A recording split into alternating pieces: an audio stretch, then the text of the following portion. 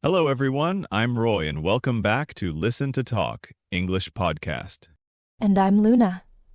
It's great to be with you all again. Absolutely, Luna. We're here, as always, to practice our English together and talk about some interesting topics. Today, we have a phrase that sounds simple, but it's quite powerful, isn't it? It really is, Roy. Today's topic is don't waste time on things that don't matter. Ah, yes, a classic piece of advice, but what does it really mean? Well, I think it means focusing your energy, your attention, and your hours on the things that are truly important in your life, and trying not to spend too much time or worry on things that have no real value or meaning for you in the long run. Exactly. It's about being mindful of how we use our most limited resource, time. We all have the same 24 hours in a day, right? That's right. And it's easy to let those hours disappear without doing things that really help us or make us happy or move us closer to our goals. So let's think about things that don't matter. What kind of things are we talking about here? Ah, I think the list can be very long. For many people today, maybe one of the biggest time wasters is spending too much time on social media. Ah, social media. Yes, it can be great for connecting with friends or family or learning new things, but it can also be a black hole for time. You open an app just for a minute, and suddenly 30 minutes or an hour is gone. Absolutely. Scrolling through endless pictures, reading comments from strangers, comparing your life to others. Often, these things don't really add value to your life. They can even make you feel bad. That's a very good point, Luna. Comparison can definitely be a waste of emotional energy, not just time. Worrying too much about what other people think of you, that also feels like wasting time and energy. Oh, definitely. Trying to please everyone is impossible and exhausting. Your time and energy are better spent building strong relationships with people who truly care about you and support you. Speaking of worrying, sometimes we waste a lot of time worrying about small problems that we can't control, or problems that might never even happen. Yes, the what if scenarios. What if this happens? What if that goes wrong? Often these worries don't help us find a solution. They just make us feel stressed and steal our peace of mind. Instead of worrying, it's usually better to focus on finding a solution if there is a problem, or accepting the situation if you can't change it. Right. Action or acceptance. Not endless worrying. What about things at work, Roy? Do you see time wasters there? Oh, absolutely. Unnecessary meetings, for example. Meetings that don't have a clear purpose, or meetings where only a few people really need to be there. They can take up a lot of time that could be used for actual work. Yes. I understand that in schools, too. Sometimes there are meetings that feel like they could have been an email. Exactly. And sorting through lots of emails that aren't important or getting distracted by notifications all the time. These small things can take up a lot of time each day. They add up, don't they? 5 minutes here, 10 minutes there. Over a week, it's hours. So, we've talked about social media, worrying about others' opinions, unnecessary worry, and workplace distractions. What else comes to mind when we think about things that don't matter? Maybe things like watching television passively for hours without really engaging with the content, or spending a lot of time on things just because you feel obligated, not because they are important or enjoyable for you. Cool. That's an interesting one, obligation.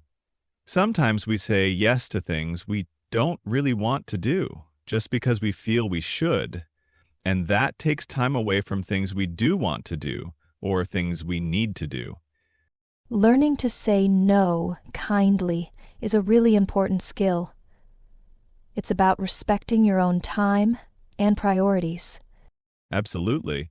So, if we're trying not to waste time on things that don't matter, what should we be spending our time on? What does matter? And that's the other side of the coin. What matters is different for everyone, but there are some common areas. For many people, their health matters. Physical health and mental health. Spending time exercising, preparing healthy food, getting enough sleep, or relaxing. Yes, taking care of yourself is definitely not a waste of time. It gives you the energy to do everything else. What about relationships? Relationships are very important. Spending time with family and friends, building strong connections, supporting each other. These relationships bring happiness and support into our lives. They definitely matter. And what about personal growth or learning, like our listeners who are spending time improving their English? Exactly. Learning new skills, reading books, listening to podcasts like this one. Investing in yourself and your knowledge is always time well spent. And what about work or career? For many people, their job is important, not just for money, but for feeling productive and using their skills. Yes, meaningful work can be a big part of a fulfilling life. Focusing on the tasks at work that truly contribute to your goals and your company's goals is important. Avoiding those time-wasting activities we mentioned earlier. So, to summarize, things that often matter include health, relationships, personal growth, and meaningful work or activities. Yes, those seem like key areas for many people. But how do we actually do this, Roy? How do we stop wasting time on things that don't matter and focus on what does? That's the practical part. It's not always easy. One simple thing is to try and be more aware of where your time is going. Maybe for a day or two, just notice how you spend your time. You might be surprised. That's a good idea. Like keeping a simple time diary, just write down what you do for different blocks of time. Yes, exactly. Once you see where your time is going, you can start to make conscious choices. You can identify the time wasters. And then you can try to reduce them. Maybe limit social media to a certain amount of time each day. Turn off notifications. Schedule specific times for checking email, instead of checking it all the time. Setting clear goals can also help. If you know what you want to achieve, it's easier to decide if an activity is helping you reach that goal or just distracting you. That makes sense. If your goal is to learn English, then spending an hour watching random videos that aren't in English is probably not helping you as much as listening to this podcast or practicing speaking. Exactly. Prioritizing is key, deciding what is most important to do each day or each week. Making a to-do list can be helpful for this. Write down the important tasks you need to do. Yes, and maybe identify the top 1 or 2 most important tasks for the day and try to do those first. Good point. Sometimes we do the easy, unimportant tasks first, and the important ones get delayed. Another strategy is to learn to say no, as you mentioned earlier. Saying no to requests that don't fit with your priorities, or saying no to spending time on activities that don't matter to you. It can feel difficult at first, but it gets easier with practice, and it frees up so much time and energy. And finally, don't aim for perfection. You won't suddenly stop wasting any time. It's a process. Just try to be a little better each day or each week. That's a very important reminder, Roy. We're all human. We will sometimes waste time. The goal is progress, not perfection. So, to recap, some strategies: track your time, identify time wasters, set goals, prioritize tasks, make to-do lists, learn to say no, and don't expect perfection. Those are great practical tips, Roy. Thinking about my own life, I used to spend a lot of time worrying about small things that went wrong in my classroom, Like if a lesson didn't go exactly as planned. I would overthink it for hours. And did that worrying help you prepare for the next lesson? Not usually. It just made me feel stressed. Now, I try to reflect on what happened for a few minutes, learn from it, and then let it go.